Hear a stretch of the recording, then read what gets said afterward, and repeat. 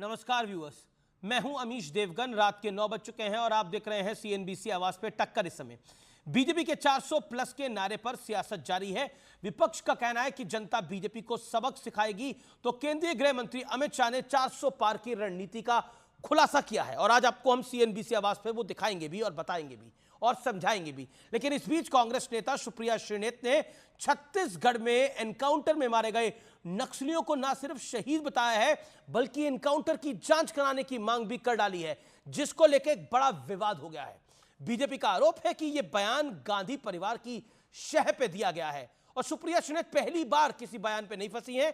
इससे पहले वो कंगना रनौत पे भी एक बहुत भद्दी टिप्पणी कर चुकी है। लेकिन बड़ा प्रश्न यह है कि बीजेपी के 400 पार वाला नारा क्या हकीकत बनने जा रहा है या फिर यह नारा बनकर ही रह जाएगा, जैसा विपक्ष का कहना है। तो आज सीएनबीसी आवाज पर टक्कर में इसी विषय पर हम करेंगे बड़ी चर्चा, क्योंकि कल पहले फेज की वोटिंग है और पहले फेज की वोटिंग से पहले जोरदार टक्कर होगी सीएनबीसी आवाज पर, क्योंकि अरविंद केजरीवाल पर बीजेपी का और ईडी का एक और आरोप है। वो आरोप भी दिलचस्प है।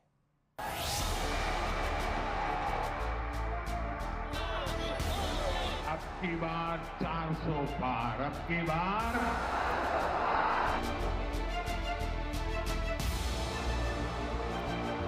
पहले चरण की वोटिंग में अब बस चंद घंटे बाकी हैं और चुनाव की धुरी बीजेपी के 400 पार वाले स्लोगन के इर्द गिर्द घूमने लगी है। विपक्ष के निशाने पर चुनाव आयोग और ईवीएम भी हैं। हाथी का दांत खाने का लगे, दिखाने का लगे, ऐसे ही भारतीय जनता पार्टी करने का लगे, बोलने का लगे। जिसमें ईवीएम में कोई गड़बड़ी नहीं है तो मैं दावे के साथ कह सकती हूँ ये 180 से ज्यादा सीट नहीं ले सकती। बीजेपी को अब मुझे लग रहा है 150 तक जाएंगे। चीफ इलेक्शन कमिश्नर आकर एक पोएम बोलते हैं कि मैंने रातों रात ये पोएम बनाई थी, जिसमें ही sounds more like a BJP spokesperson, less like an election commissioner. हम उड़ीसा में बढ़ेंगे, तेलंगाना में बढ़ेंगे, तमिलनाडु में बढ़ेंगे, पश्चिम बंगाल में बढ़ेंगे। कई सारे राज्यों में एक दो सीटें छूट गई हैं, वहां पर 100% करेंगे। उत्तर प्रदेश में भी हमारी सीटों की बढ़ोतरी। कांग्रेस नेता सुप्रिया श्रीनेत एक बार फिर सुर्खियों में है। इस बार उन पर नक्सलियों को शहीद कहने का आरोप है। इसकी बिल्कुल गहन जांच होनी चाहिए और उन सब लोग जो शहीद हुए, हमारे सुरक्षाकर्मी भी कुछ घायल हुए, उन सबको हमारी संवेदनाएं। क्या वोट बैंक की ताली लेने के लिए अब आतंकवादियों को भी शहीद बताया जाएगा? उधर बिहार में पहले चरण से पहले मामला गाली गलौज तक पहुंच गया। आरोप है कि तेजस्वी यादव की सभा में चिराग पासवान के लिए अब शब्दों का इस्तेमाल हुआ। चुनाव का स्तर इतना गिर गया है कि खुलेआम गाली गलौज हो रहा है। सिर्फ और सिर्फ राजनीतिक लाभ के लिए आप दूसरे को डिमीन करके, दूसरे को डाउनसाइज करके, दूसरे को नीचा दिखाकर, उनके ऊपर गालियां देकर आप आगे बढ़ने की सोच रखेंगे, ये कतई जायज नहीं है। कोई इसकी जानकारी नहीं है, कोई जानकारी नहीं है। आज की सबसे इंटरेस्टिंग खबर यह है कि ईडी आज अरविंद केजरीवाल की शिकायत लेकर कोर्ट पहुंचा। केजरीवाल पर आरोप है कि उन्होंने जेल से निकलने के लिए खाने में मीठा बढ़ा दिया है। अरविंद केजरीवाल जी जानबूझकर मीठा खा रहे हैं और ये वो इसलिए कर रहे हैं कि इसका बहाना लेके वो बेल के लिए अप्लाई करें। इन्हीं तमाम मुद्दों पर आर पार में होगी सबसे बड़ी बहस। 400 पार या मुश्किल में सरकार? क्या 400 पार होने जा रहा है या फिर मुश्किल में सरकार है?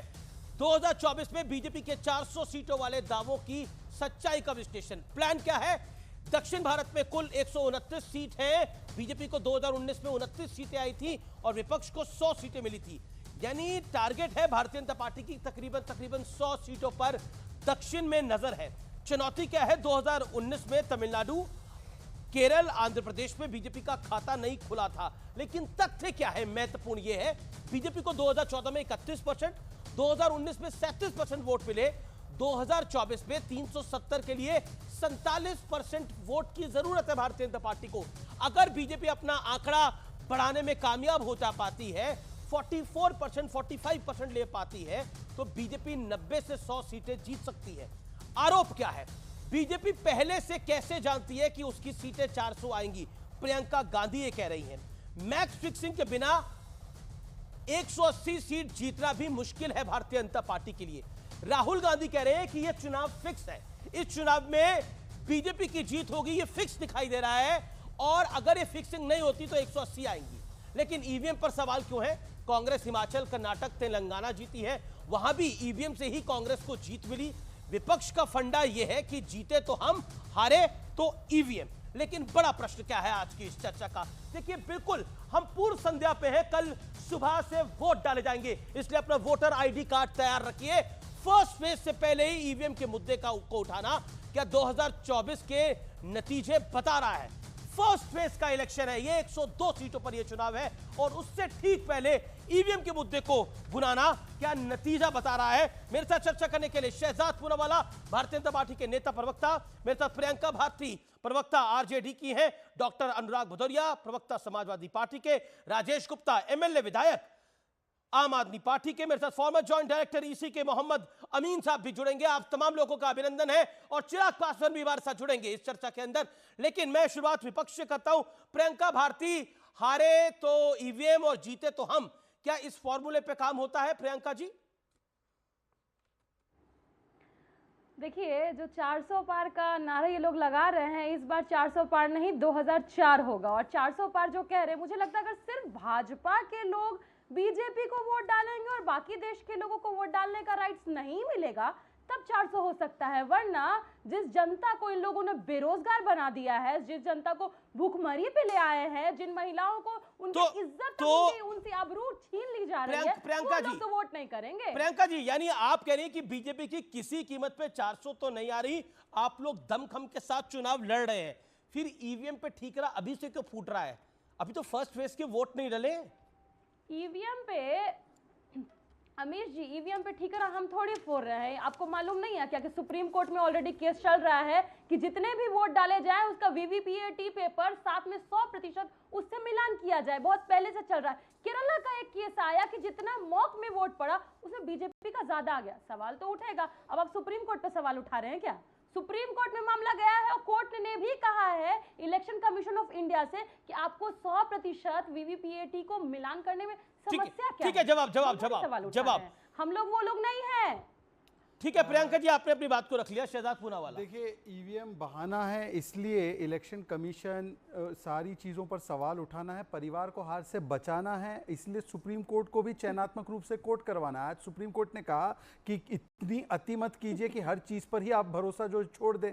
और देखिए, जब सुप्रीम कोर्ट कोई वर्डिक्ट सुनाता है तब उसको स्वीकारते हैं। आज सुप्रीम कोर्ट ने टिप्पणी नहीं, फाइंडिंग दी है कि ईवीएम के विषय में जो आप सवाल उठा रहे हो वो जायज़ नहीं है, पर उस पर कुछ नहीं बोलेंगे। और देखिए, प्रियंका जी की गलती नहीं है। 400 का आंकड़ा इनको केवल एक ही बार समझ में आता है, जब 400 BC की बात हो चारा घोटाले में, 400 BC की बात हो शराब घोटाले में, 400 BC की बात हो शुगर घोटाले में, अब शुगर का भी घोटाला चल रहा है, और 400 BC की बात हो जिस प्रकार से कांग्रेस पार्टी ने 12 लाख करोड़ का घोटाला किया है। तो 400 BC करने वाले लोग, इनको 400 सीट क्या होती है, जनता का क्या विश्वास होता है, ये पता नहीं चलता। ठीक है, अपनी बारी में एक ही वाक्य, केवल एक वाक्य, 10 सेकंड, एक ही वाक्य। प्रियंका जी, मैंने आपके बीच में नहीं बोला बौखलाइए मत। अरे अमीर जी, इस प्रकार से थोड़ी होगी डिबेट। प्रियंका जी, मेरा निवेदन स्वीकार करिए भाई, ओके, शहजाद जी आप बोलिए। मैं किसी के शहजाद पूनावाला की बारी है। देखिए, मैं केवल आज कहना चाहता हूँ कि भाई तरीका ये गलत है भाई अमीर जी, ये तरीका ठीक नहीं है भाई साहब। मैंने किसी के बीच में नहीं बोला। हाँ अमीश जी, मैं केवल इतना पूछना चाहता हूं, पहले शक्ति का अपमान किया गया राहुल गांधी के द्वारा, फिर युवा शक्ति और जनशक्ति मतलब प्रधानमंत्री को 400 फीट में गाड़ देंगे।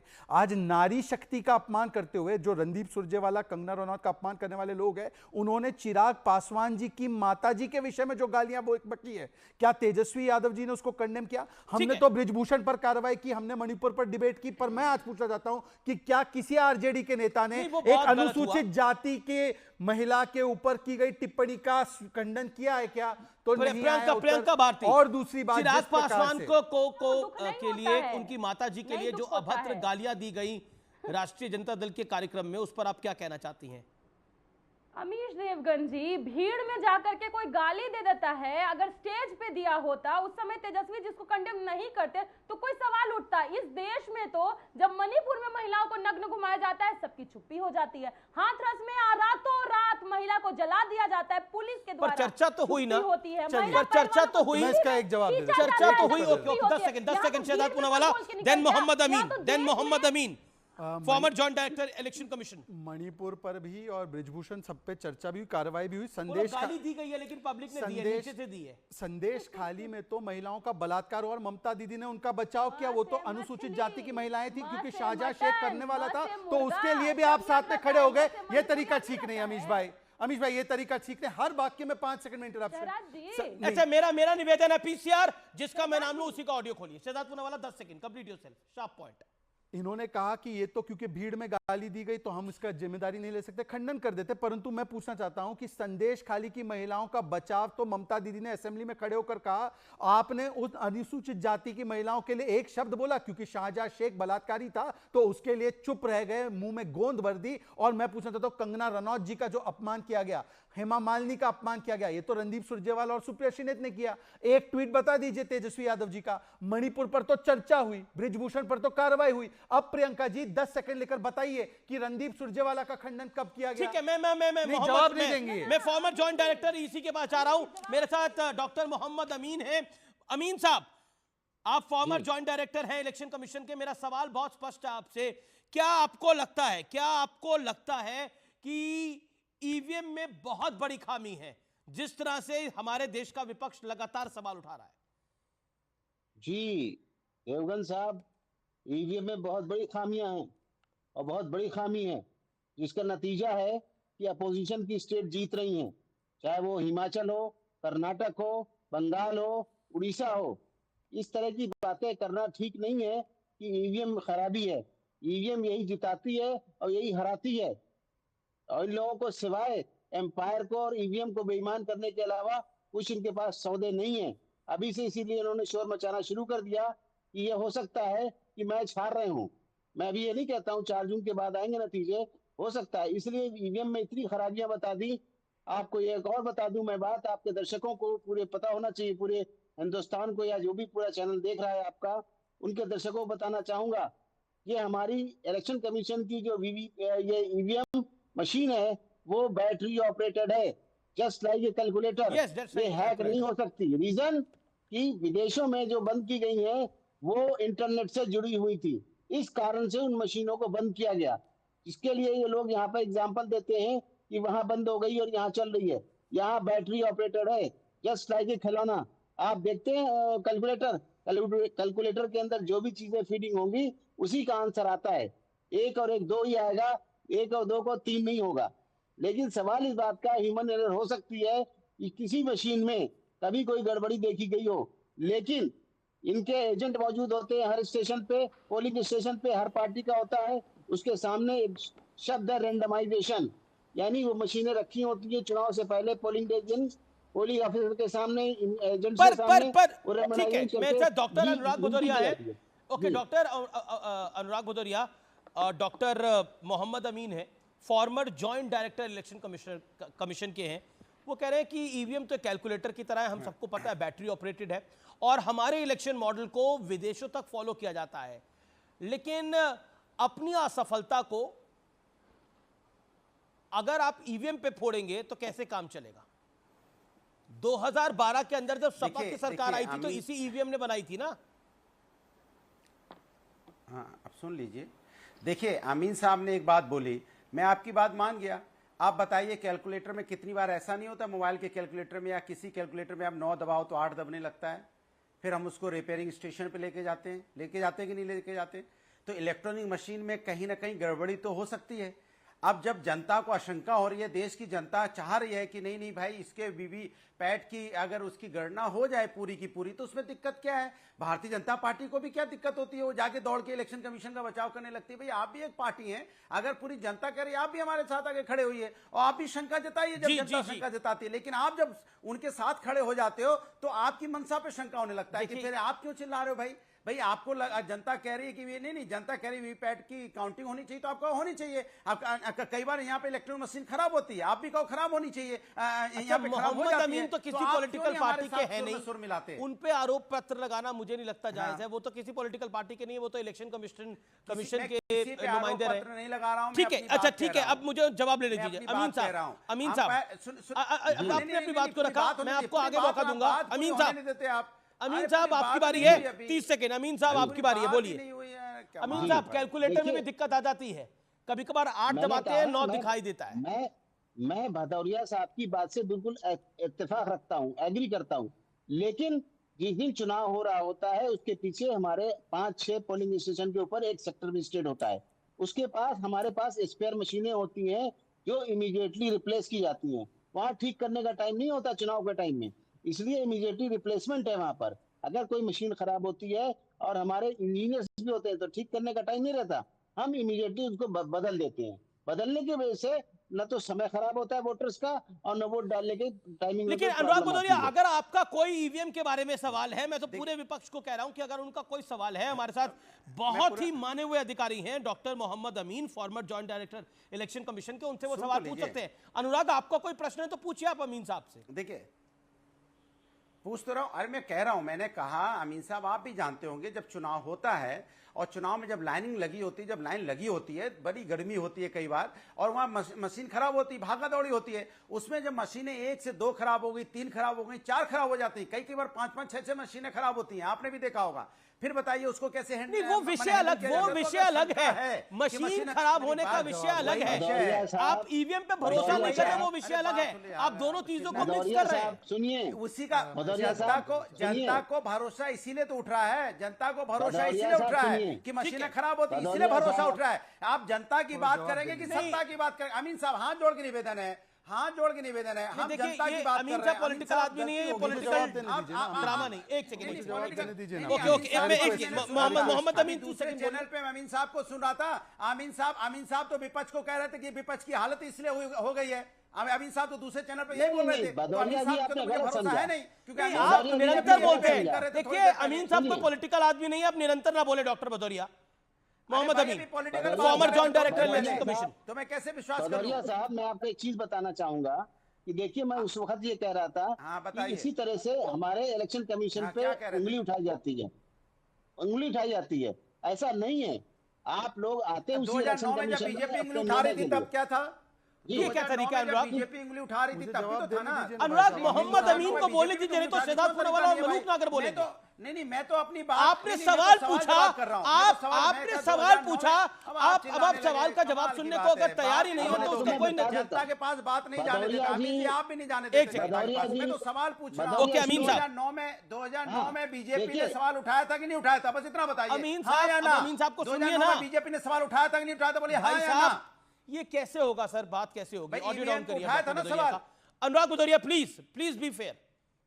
मोहम्मद अमीन, हाँ देखिए देवगन साहब, ऐसा है कि ये बात कह रहे थे कि मशीनें 1, 2, 4 खराब हो जाती है। मैंने बिल्कुल मानता हूं इस बात को कि खराब हो सकती हैं, लेकिन मैंने इनको ये भी बताया कि इमीडिएटली हमारे सेक्टर मजिस्ट्रेट घूम रहे होते हैं राउंड पे, वो इमीडिएटली बदल देते हैं इस मशीनें। नंबर 1, इन्होंने कहा कि वहां पे हाय तौबा बच जाती है, बिल्कुल ऐसा नहीं है। हमारे प्रिसाइडिंग अफसर के पास एक डायरी होती है, उस डायरी में टाइम लिखा जाता है कितने बज के कितने मिनट तक इलेक्शन रुका रहा, उसको एक्सटेंड करते हैं शाम तक, जो जब तक कि हमारे पोलिंग स्टेशन के अंदर आदमी दाखिल हो जाता है समय रहते, उसको चाहे रात के 12 बज जाए, इलेक्शन के लिए वोट डालना ही होगा। हमारा ध्येय यही है कि ज्यादा से ज्यादा वोटिंग हो और परसेंटेज बढ़े। बड़ा इंपॉर्टेंट पॉइंट है। अमीन साहब, आप हमारे साथ रहिए। शहजाद पूनावाला, मैं बिल्कुल आपको मौका दे रहा हूं, बिल्कुल आपको मौका दे रहा हूं।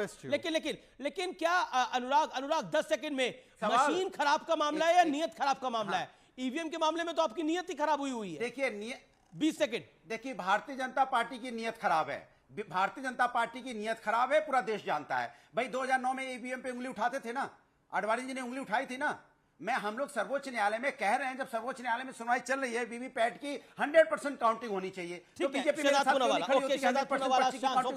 Your time is up. BJP spokesperson, Amish वो कह रहे नियत आप लोगों की खराब है। अमीश जी, अभी तो ईवीएम को गाली दे रहे, कुछ दिनों के बाद जनता को भी देंगे। जनता को राक्षस तो रणदीप सुरजेवाला ने बोला है ना, तो ईवीएम पे नहीं रुकेंगे तो जनता को भी गरियाएंगे। दूसरी बात, हमने बिल्कुल ये सवाल उठाया और सुप्रीम कोर्ट का जब क्लियर कट फैसला आ गया उसके बाद हमने एक भी सवाल नहीं उठाया, क्योंकि हमें सुप्रीम कोर्ट पे भरोसा है। भाई बताइए, तेलंगाना में चुनाव जीतते तो ईवीएम ठीक है, पंजाब में जीतते तो ईवीएम ठीक है। नहीं, अब बीच में अमीश जी, आपके बीच में Anurag ji, this is so unfair. 5 second में अच्छी है, आपकी नियत अच्छी है। अमीश जी मैं अपना टाइम कंसीड नहीं कर रहा हूं, मुझे प्लीज में मौका दीजिए। भारतीय जनता पार्टी को अपना बोलने का मौका मिलना चाहिए। तेलंगाना में ईवीएम ठीक है, पंजाब में ईवीएम ठीक है, दिल्ली में ईवीएम ठीक है, पर केंद्र में चुनाव हारने वाले हैं तो ईवीएम खराब हो जाता है। मैं इनसे पूछना चाहता हूं, जब ये लोग ईवीएम की बात करते हैं, भाई साहब इनको विश्वास क्या? जब बीजेपी की वैक्सीन बता दी इन्होंने, वैक्सीन को इनको भरोसा था। जब सर्जिकल स्ट्राइक का आर्मी ने बताया तो उनको भरोसा था, इन्होंने खून की दलाली बता दी। इन्होंने बालाकोट एयर स्ट्राइक पर भरोसा, एक second I request you please, I request let me complete. Balakot air strike पर सबूत मांग लिए तो इनको आर्मी पर भरोसा नहीं। और आखिरी बात भाई, बाकी सब छोड़ दीजिए, इनको इतना भरोसा है ना इनके नेतृत्व पर और इनके चांसेस पर। अखिलेश जी चुनाव लड़ रहे हैं, 7 बार टिकट बदल दिया, अमेठी से कैंडिडेट घोषित है। अरे भाई आपको तो भरोसा है ना कि आपकी वेव चल रही है, तो अमेठी से ना डिक्लेयर कर पा रहे हो, ना अखिलेश जी चुनाव लड़ पा रहे हैं, और साथ-साथ मेरा काउंटर सवाल है शहजाद, और बोल रहे हैं कि अनुराग भदौरिया अखिलेश यादव सवाल नहीं पूछ रहे हैं, सवाल प्रियंका गांधी पूछ रही है कि आपको कैसे पता आपकी 400 आ रही है। हाँ, अब बताइए कि मुझे बताइए, हम लोगों को तो जनता के बीच में हम घूमते तो हमें विश्वास है, परंतु प्रियंका वाड्रा जी यदि आपको इतना भरोसा है तो कम से कम अमेठी का कैंडिडेट कौन होगा वो बता दीजिए ना आप। हमें तो जनता के साथ भरोसा है। और दूसरी बात, एक आखिरी बात, देखिए इन लोगों को तो प्रभु श्री राम के अस्तित्व पर भी भरोसा नहीं था। कल राम गोपाल यादव ने राम भक्ति में सूर्य तिलक देखते हुए उन्होंने कहा ये पाखंड है। भाई बताइए, जो सूर्य तिलक और राम जी की भक्ति को पाखंड बताते हैं। डॉक्टर अनुराग भदौरिया गए भैया, जनता नहीं बताइए, राम जी की भक्ति पाखंड है क्या? इलेक्ट्रोबॉन्ड की बात करो, मेरी बात करो। नहीं राम जी की भक्ति पाखंड बात करो तो 370 की बात करने लगेंगे। नोटबंदी पे बात करो कि नोटबंदी आपने लगाई थी, आपने कहा था कि काला धन खत्म हो जाएगा, आतंकवाद खत्म हो जाएगा, खत्म हो गया क्या? लॉकडाउन आपने लगा दिया, कितने लोगों की मौत होगी? जिम्मेदार कौन हुआ? क्या बताइए? किसान की एमएसपी की गारंटी हो गई क्या? महिला सुरक्षा के लिए आपने क्या किया बताइए आप? मणिपुर में क्या हुआ? क्या हुआ? पहलवान महिलाओं के साथ अन्याय हुआ कि नहीं हुआ? बीएचयू की बच्ची के साथ अन्याय हुआ कि नहीं हुआ? हाथरस की बेटी के साथ अन्याय हुआ कि नहीं हुआ? अंकिता भंडारी के साथ हुआ कि नहीं हुआ? उन्नाव की घटना के साथ हुआ कि नहीं हुआ? अरे आपसे सवाल पूछा जाएगा। लेकिन अनुराग भदौरिया आप पुराने घिसे पिटे मुद्दे जो 2019 के चुनाव में अनुराग शहजाद नहीं बोल रहे हैं, मेरे प्रश्न को सुनिए। अनुराग आप ही के पास आ रहा हूं, मेरा निवेदन है सवाल को सुनिए, सवाल को ध्यान से सुनिए और ध्यान से सुन के जवाब दीजिए। अनुराग का ऑडियो डाउन करिए। अनुराग, मेरा प्रश्न ये है कि ये घिसे पिटे मुद्दे 2019 के लोकसभा चुनाव में आपने उठाए, 2022 के विधानसभा चुनाव में आपने उठाए, लेकिन इसका पब्लिक की तरफ कोई अट्रैक्शन नहीं हुआ। मेरा प्रश्न यह है कि बीजेपी कह रही है कि हम 400 पार आ रहे हैं, एनडीए 400 पार आ रहा है, तो आपका रोड मैप क्या है? आपको अगर बीजेपी को रोकना है तो आपकी तैयारी क्या है, यह सवाल होगा। आप तो अभी से कह रहे हैं ईवीएम गड़बड़ है, तो पब्लिक के मन में सवाल जाएगा, ये तो अभी से हार मान के बैठ रहे हैं भाई, ये तो कह रहे हैं अंपायर ही खराब है, आप सुन हम मैच हारेंगे ही हारेंगे, तो फिर लड़कियों रहो भाई। अच्छा ये बताइए, क्या अंपायर खराब नहीं होते थे? क्या अंपायर एलबीडब्ल्यू नहीं देते थे? पहले रन आउट नहीं देते थे? इसके लिए थर्ड अंपायर की जरूरत पड़ती है ना। आप पहले अंपायर क्या किया करते थे? कितनी बेईमानी होती थी बताइए आप। कैच आउट भी दे देते थे, विकेट आपने देखा विकेट के पीछे रन आउट भी दे देते थे थोड़े से में। तो आप बताइए एलबीडब्ल्यू होता था कि नहीं होता था? तब थर्ड अंपायर लाया गया है। तो भारतीय जनता पार्टी के लिए थर्ड अंपायर की जरूरत पड़ती है, क्योंकि ये कभी भी सीधी बात करते नहीं है, ये मुद्दों पे बात नहीं करते हो। अमीश जी, मुझे इस बात की दिक्कत है, इस बात की तकलीफ है कि आप ये कह रहे हो, आप ये कह देखो नहीं, मैं बीच में बोलूंगा, फिर मैं कह रहा हूं ये तरीका ठीक नहीं कि महंगाई मुद्दा है तो है, आपके पास 19 में भी था, आज भी है। बेरोजगारी मुद्दा है तो है, आज भी है, तब भी है। यहाँ पे नहीं, किसान मुद्दा था तब भी था, आज भी है। छात्र की यहाँ पे नहीं छात्र का पेपर लीक तब भी मुद्दा था, आज भी मुद्दा है। महिला अत्याचार तब भी मुद्दा था, आज भी मुद्दा है। भाजपा के प्रवक्ता को इतना मौका नहीं मिलता, बार-बार इंटरप्शन होता है, ये क्यों ऐसे? मुझे एक बार बोलने दीजिए, मुझे भी अपनी बात जी। अच्छा, ये विक्टिम कार्ड आ गया, मेरे भाई अमीश जी, कार्ड आ गया। सुनिए विक्टिम कार्ड। अरे बोलने कोई नहीं, कुछ तो क्या बोलोगे? अमीश जी आप बताइए, इस प्रकार से मैं अपने भाजपा वाले परेशाान हो गए। अगर भी बोलना चाहते हैं आरएलडी के नेता हैं, महासचिव हैं। ओके, एक पहले आप बोलिए शहजाद। अमीश जी, मेरा केवल इतना प्रश्न है, तेलंगाना में ईवीएम ठीक था? अगर ठीक था वहां पे तो बाकी के जगह गड़बड़ कैसे हो गया? और तेलंगाना में अगर ठीक नहीं था तो कांग्रेस बताए कि कब वो जाकर इलेक्शन कमीशन से कह रही कि ये चुनाव रद्द करवा के बैलेट पेपर पर इसके चुनाव हो। एक बात। दूसरी बात, सुप्रीम कोर्ट ने कह दिया ईवीएम ठीक है। अब वीवीपैट के विषय पर भी आज जो आया है फाइंडिंग, उसको नहीं स्वीकारना है। मैं इनसे सिर्फ इतना पूछना चाहता हूं, इन्होंने कहा ईवीएम की 3-4 मशीनें गड़बड़ हो जाती है, खराब हो जाती है। भाई बैलेट पेपर की तो चोरियां होकर कैसे उसको डाका डालकर जला देते थे, इसका उदाहरण आज भी बंगाल के पंचायती चुनाव में मिला है। जी जी उसके लिए 3 ठीक मिनट है, दिखाइए। जी जी जी, 3 मिनट दिखाइए पीसीआर। मैं एक सेकंड, मैं मेरे साथ प्रियंका भी हैं, मेरे साथ अनुराग भी हैं, मलूक नागर भी हैं, महासचिव आरएलडी के और सांसद भी हैं। 10 सेकंड अमित जी, 10 सेकंड दे दो। हाँ, बोल लीजिए, 10 सेकंड तो बस 10 सेकंड, ज्यादा नहीं लूंगा, फिर मत बुलवाना। अरे यार, अच्छा बताइए, आपने देखा होगा चंडीगढ़ चंडीगढ़ में किस तरह से, आपने देखा होगा चंडीगढ़, अरे 10 सेकंड दे दो, आपने देखा होगा चंडीगढ़ में बैलेट पेपर की लूट हुई कि नहीं हुई, 8 वोटों की लूट हुई कि नहीं हुई। अगर कैमरा नहीं होता, सामने नहीं होता, तो माननीय सर्वोच्च न्यायालय का आदेश बैलेट पेपर की लूट की है। इनके सरकार में बैलेट पेपर की लूट हो रही है, इसलिए बैलेट पेपर पर नहीं करवाना चाहते हैं, क्योंकि बैलेट पेपर लूट रहे हैं। चंडीगढ़ में लूटा, मेयर के चुनाव में, मेयर के चुनाव में बैलेट पेपर लूटा है। अनुराग, आपने बातों में बोल दिया कि बैलेट पेपर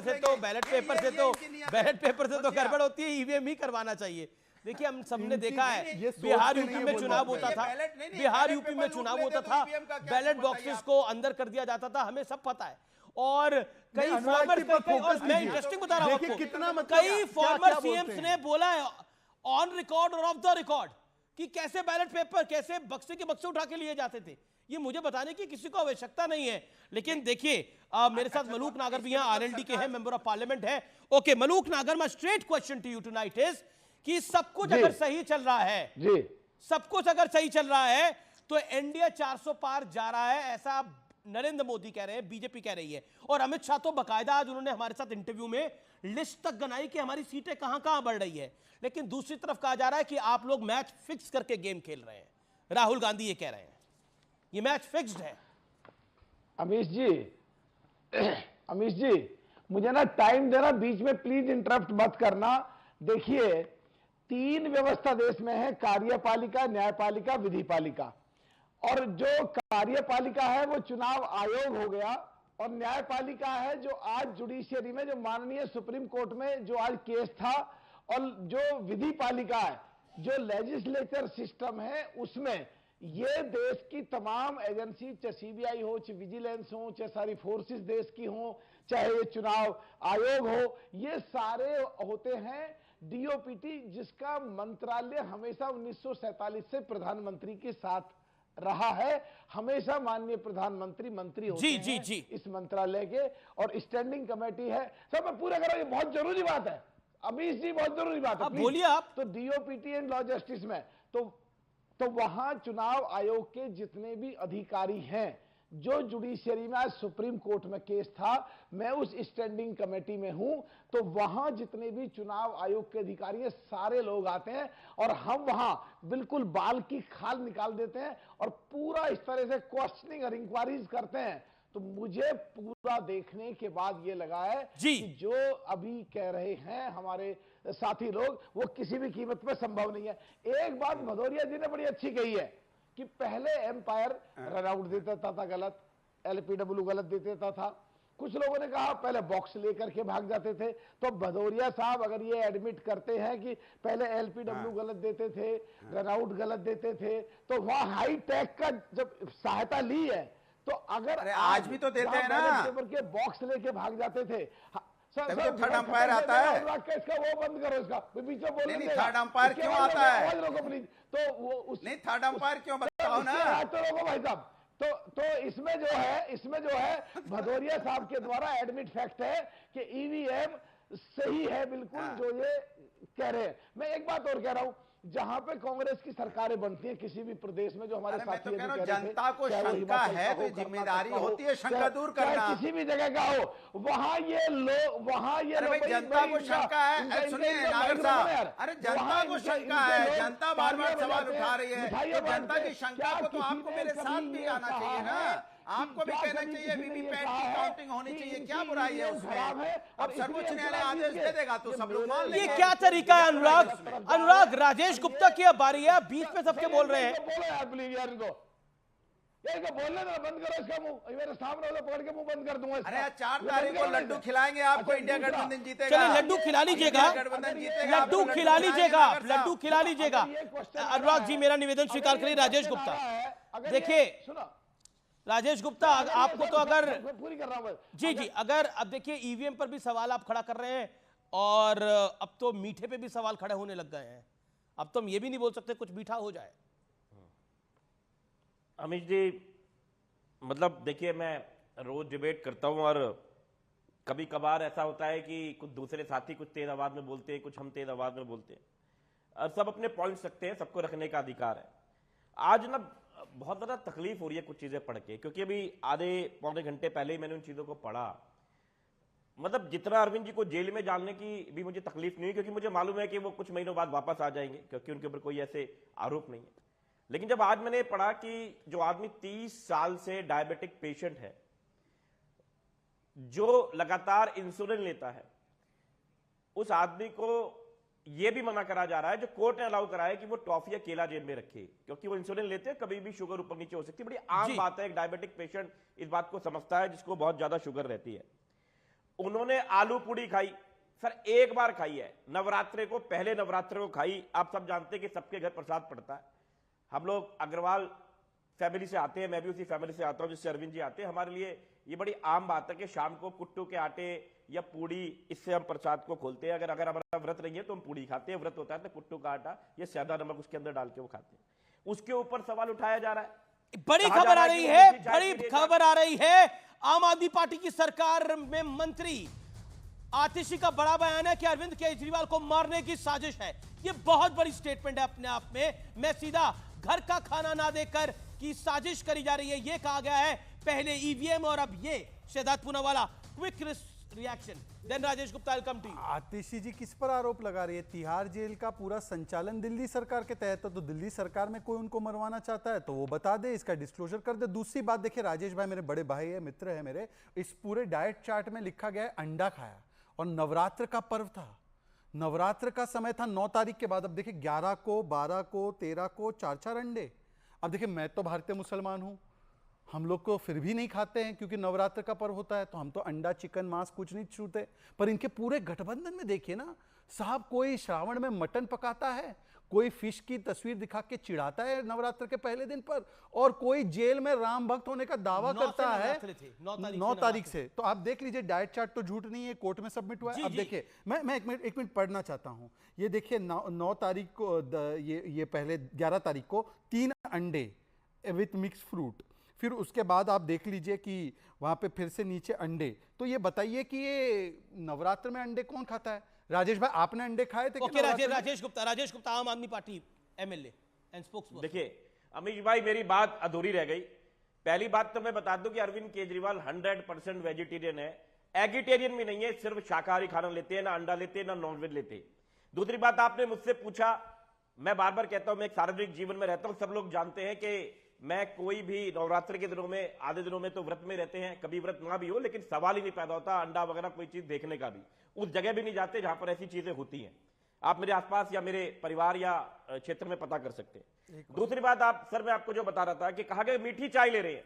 अरे भाई, मीठी चाय जो प्रिस्क्राइब्ड डॉक्टर के द्वारा स्वीटनर है उसके द्वारा ली जा रही है, जो उनको नुकसान नहीं करती अरविंद जी को। आज सच में मारना चाहते हो अरविंद केजरीवाल जी को? आज देश की राजनीति इस लेवल पे पहुंच गई कि कहा जा रहा है वो अंडा खाते हैं। ये तो आपका आरोप है राजेश जी, ये आपका आरोप है क्योंकि he is a patient of diabetes, उनको शुगर है, तो चीनी अगर वो खाएंगे तो उनकी शुगर बढ़ जाएगी। आरोप ये है जो ईडी ने कहा है कि ये बेल के लिए अपनी शुगर को बढ़ाना चाहते हैं, यानी अपनी डायबिटीज को बढ़ाना चाहते हैं और अपनी बेल करवाना चाहते हैं। बीजेपी का आरोप है कि ये गैंग की तरह ऑपरेट कर रहे हैं अरविंद केजरीवाल और आम आदमी पार्टी, जैसे गैंग के मुखिया, अपने ऊपर कोई वार करवाते हैं, इसी तरह का काम करने का प्रयास हो रहा है।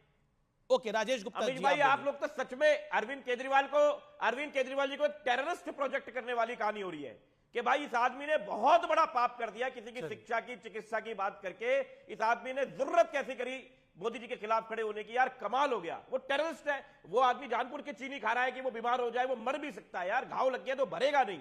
कोई ऐसी हरकतें करता है, सुसाइड करेगा जो 3 बार का पॉइंट है, ये पॉइंट है। पार्टी का उनको खुद पता है डायबिटीज है उन्हें, he is a patient of diabetes, तो चीनी क्यों खाएंगे? ये आम आदमी पार्टी का काउंटर पॉइंट है और बड़े बड़े आरोप लगाए जा रहे हैं। बहुत ज्यादा डायबिटिक है। Okay Rajesh ji, Shehzad Poonawalla 20 second.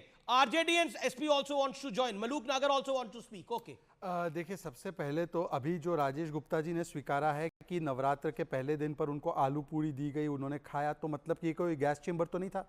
एक हफ्ते पहले याद है हमने डिबेट की थी, तब आरोप ये लग रहा था कि गैस चेंबर में रखा है, अरविंद केजरीवाल को आतंकी की तरह रखा है, तो आतंकी को अपने मर्जी के हिसाब से आम आलू पूड़ी मिलती है। दूसरी बात, इन्होंने एज ए विधायक बोला है।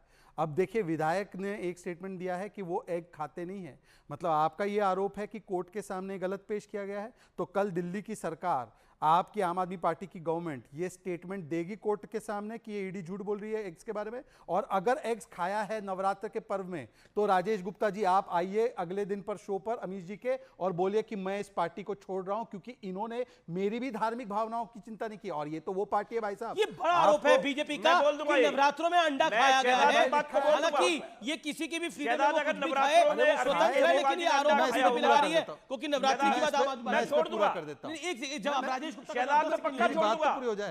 सेकंड राजेश गुप्ता का 10 सेकंड।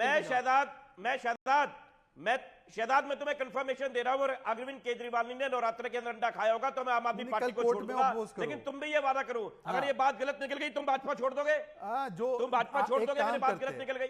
एक काम करते, आपकी और मेरी बात छोड़ दीजिए, कल कोर्ट में इस बात को पेश करना। मैं बहुत दुखी हुआ यार, कोर्ट में इस बात को पेश करना। विधायक जी, अमीश जी के शो पे, अरे अमीश जी के, अरे सुन लीजिए, पूरी बात तो होने दीजिए। राजेश जी, आपके और मेरी बात का क्या वैल्यू है टीवी शो पर कहने की? आप कह रहे हैं ना डंके की चोट पर, कल एफिडेविट दे देना कोर्ट में कि ये बिल्कुल झूठ है, हमने अंडा नहीं खाया। दूसरी बात, हमको क्या फर्क पड़ रहा है, आप सुअर खाओ, मांस खाओ, मछली खाओ, घोड़ा खाओ, हाथी खाओ, आप जिसको जो खाना है खाइए। आपने क्योंकि ये सवाल कंगना रनौत के विषय में उठाए थे, तो मैं पूछ रहा हूं आपसे, बड़े हिंदू आप बनते हैं, और आपका तो हमने देखा ना शक्ति का अपमान। आज बताइए कि किस प्रकार से सनातन का लगातार अपमान कर रहे हैं। ये तो एक के बाद एक स्टेटमेंट आ ही रहा है ना आपके गठबंधन। बहुत बड़ी खबर आ रही है, भारतीय जनता पार्टी का अरविंद केजरीवाल पर बड़ा हमला है। बीजेपी का कहना है कि केजरीवाल जेल में एक साजिश रच रहे हैं अपनी बेल के लिए। यह कहा है जानबूझकर खा रहे हैं मीठा, जिससे उनका शुगर लेवल यानी डायबिटीज बढ़ जाए और जमानत के लिए ग्राउंड बन पाए। यह बीजेपी का आरोप है, बड़ा आरोप है। और आम आदमी पार्टी आरोप लगा रही है कि अरविंद केजरीवाल की हत्या करवाना चाह रही है, मतलब उनको मारना चाह रही है, उनको समाप्त करना चाह रही है बीजेपी। ये अपने आप में गंभीर आरोप है। मेरे साथ मलूक नागर भी हैं जो कि मेंबर ऑफ पार्लियामेंट है, मेरे साथ अनुराग भदौरिया भी हैं। मैं अनुराग भदौरिया आपके पास आता हूं।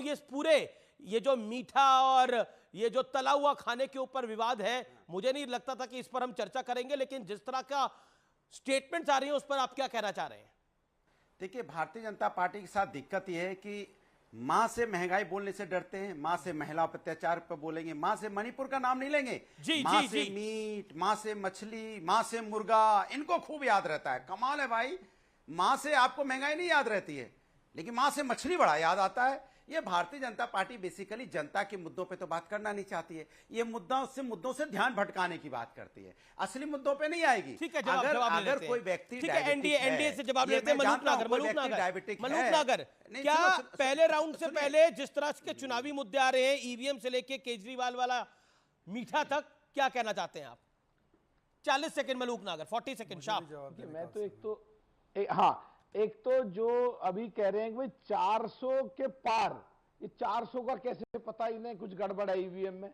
तो मैं काउंटर पूछ रहा हूं कि अगर 180 कह रही है प्रियंका गांधी जी और कांग्रेस के कुछ कह रहे हैं 150 आएगी, तो इनको ही कैसे पता 150 आएंगी पक्का? क्या ये भी घुसे हुए हैं ईवीएम में? तो एक तो ये, जैसे एनडीए कह रहा है कांग्रेस की 40 आएंगी, वैसे ये कह रहे हैं 180 आएंगी। बोलने में क्या जाता है? तो बोलने में तो कल तक तो आप भी वही थे, 400 कह रहे हैं, कल तक तो आप भी उस खेमे में थे, आज यहाँ आके बैटिंग कर रहे हैं। कल तक तो आप भी उस खेमे में थे, आज बल्लेबाजी यहाँ से कर रहे हैं।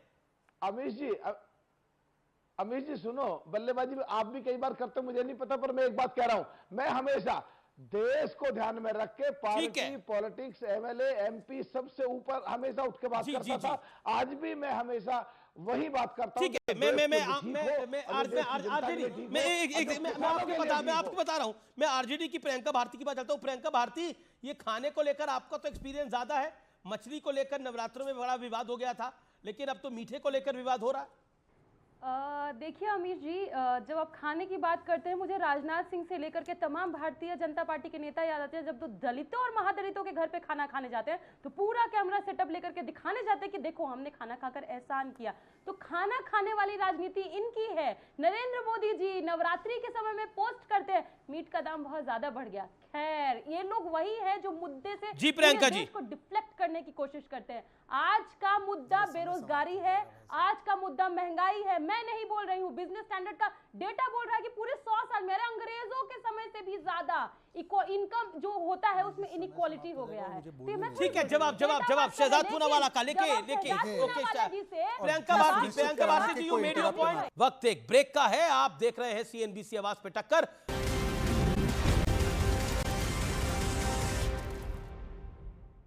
और इस समय हमारे साथ न्यूज मेकर चिराग पासवान जुड़ रहे हैं सीधे एक्सक्लूसिव बातचीत करने के लिए। चिराग पासवान जी, आपका अभिनंदन है न्यूज 18 पर। मेरा पहला और सीधा सवाल है कि चुनाव का स्तर इतना गिर गया है कि खुलेआम गाली गलौच हो रहा है, और ये दुर्भाग्यपूर्ण है जिस तरीके से भाषा की मर्यादा को हर बीते चुनाव के साथ तार तार किया जा रहा है। और अफसोस इस बात का नहीं है कि जिस भाषा का इस्तेमाल किया लोगों ने, कुछ ऐसे असामाजिक तत्व होते हैं जो कई बार ऐसी भाषा का इस्तेमाल कर लेते हैं, बट अफसोस इस बात का है कि जिस तरीके से उनके दल के सबसे बड़े नेता उस मंच पर मौजूद थे और वो इन तमाम बातों को सुनते रहे और खामोश रहे, एक प्रतिक्रिया भी रोकने की तो दूर, कोई प्रतिक्रिया ही उनकी तरफ से नहीं आई। Rather he was standing quite to make sure कि जब तक वो बोल रहे हैं वो अपनी बातों को पूरा बोल लें, तब तक वो मंच पर भी खामोश तेजस्वी खड़े रहे, बगल में उनकी प्रत्याशी खड़ी हुई थी। तो ये दर्शाता है कि राजनीति में अब भाषा का स्तर सबसे निचले स्तर पर जा चुका है। चिराग जी, क्या ये पॉलिटिकल लड़ाई पर्सनल लड़ाई बन गई है, इसलिए माँ बहन की गाली तक बात कारण नहीं है ना पर्सनल बनने का, सिर्फ और सिर्फ राजनीतिक लाभ के लिए आप दूसरे को डिमीन करके, दूसरे को डाउनसाइज करके, दूसरे को नीचा दिखाकर, उनके ऊपर गालियां देकर आप आगे बढ़ने की सोच रखेंगे, ये कतई जायज़ नहीं है। और पर्सनल होने का तो कोई कारण ही नहीं है, because we already have good personal relationship with each others family. मेरे ऊपर तो कई बार इसी बात का आरोप भी लगाया रहता था कि मैं क्यों लालू जी के परिवार को लेकर मैं इतना सॉफ्ट रहता हूँ। तो ऐसे में जब मेरे छोटे भाई उस मंच पर खड़े हैं, कई बार कहा है कि राबड़ी देवी मेरी माँ के समान है और मैं उनका सम्मान करता हूँ, लेकिन जब दूसरी तरफ से गाली गलौच हो रहा हो और माँ और बहन की गाली तक दी जा रही हो, जो शब्द बोले गए हैं उनको सार्वजनिक मंच पे, टेलीविजन स्क्रीन पर हम बोल नहीं सकते। बिल्कुल सही बात है, बिल्कुल सही बात है। आप उसको बोल नहीं सकते, आप बिना बीप किए हुए आप उन्हें अपने चैनल्स पे आप दिखा नहीं सकते। बट मैं कह रहा हूँ, मैं अगर तेजस्वी जी की जगह होता तो मैं नहीं बर्दाश्त करता, मैं कड़ी आपत्ति दर्ज कराता। मैंने बार बार कहा, मेरे लिए वो परिवार मेरा भी परिवार है। मेरी माँ से मेरी ही नहीं, उनकी भी माँ है। वो रिश्ते रहे हैं दोनों परिवारों के। पापा ने, लालू जी ने, सब ने साथ मिलकर काम किया है। आज सिर्फ राजनीतिक लाभ के लिए, एक सीट जीतने के लिए, सिर्फ एक सीट जीतने के लिए आप इस तरीके से आप किसी के परिवार को गाली दिलवाएंगे। लेकिन क्या आपको झटका लगा, क्योंकि आपने अभी बोला कि आपके पर्सनल रिश्ते हैं लालू यादव के परिवार के साथ, लेकिन तेजस्वी यादव ने जिस तरह से पल्ला झाड़ा है, क्या आपको झटका लगा इसका? I am telling you, more than angry, I am hurt. मुझे गुस्सा, नाराजगी नहीं है, मैं दुखी हूँ। और मैं दुखी इस बात को लेकर हूँ कि जिस मंच पर मेरा छोटा भाई मौजूद है, जहाँ पर हम लोग एक दूसरे के रिश्तों की दुहाई तो देते ही हैं, कम से कम वो रिश्ते रहे हम लोग के, ऐसे में उन्हीं के सामने मेरे परिवार को गालियाँ दी जा रही हैं।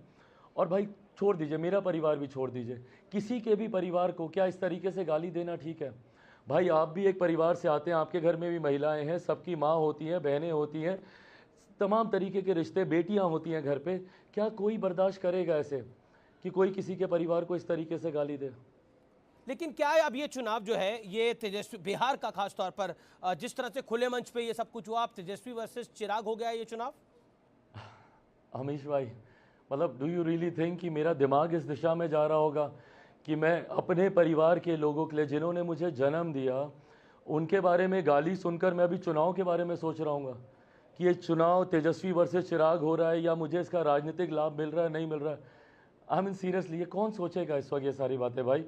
मैंने कहा मैं दुखी हूं, मेरा परिवार दुखी है। People calling me in and out, लेकिन आपके ओपोनेंट्स कह रहे हैं सवाल किए जा रहे हैं बार-बार। आप पॉलिटिकल माइलेज के लिए एक छोटी घटना को यानी तिल का ताड़ बना रहे हैं पॉलिटिकल माइलेज के लिए। बीजेपी कौन लोग कह रहे हैं कि ये छोटी घटना है? आप मुझे बताइए अमीश भाई, आप मुझे बताइए कौन सा परिवार बोलेगा कि हाँ आपकी माँ को जाके गाली दी जाए और आप बोलेंगे छोटी घटना?